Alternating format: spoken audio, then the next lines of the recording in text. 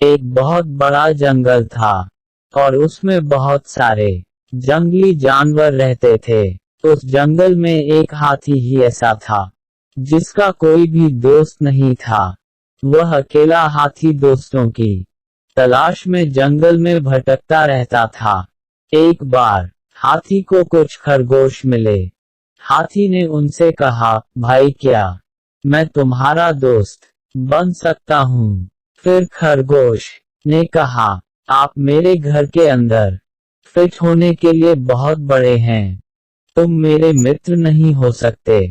कुछ देर बाद हाथी को कुछ बंदर दिख गए। जब हाथी ने उनसे दोस्ती करने को पूछा तब उन्होंने जवाब दिया, आप बहुत बड़े हैं और पेड़ों पर झूल नहीं सकते हैं जैसा हम करते हैं, इसलिए हम आपके दोस्त नहीं हो सकते।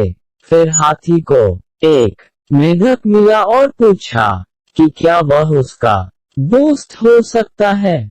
फिर मेढक ने कहा, आप बहुत बड़े और भारी हैं, तुम मेरी तरह नहीं कूद सकते, आप मेरे मित्र नहीं हो सकते। हाथी निराश होकर आगे चला गया। वहां उसकी कुछ लोमड़ियों से मुलाकात हो गई और उसे वहां भी एक ही जवाब मिला कि वह बहुत बड़ा है।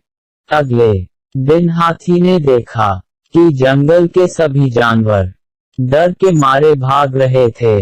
हाथी ने एक हिरण को रोका और पूछा कि क्या हो रहा है, और उसने बताया कि एक बाघ सभी जानवरों पर हमला कर रहा है।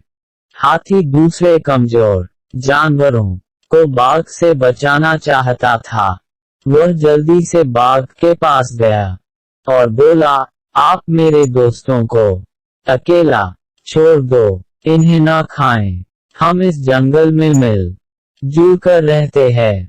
बाघ ने उसकी बात नहीं सुनी और हाथी को अपने रास्ते से हट जाने को कहा।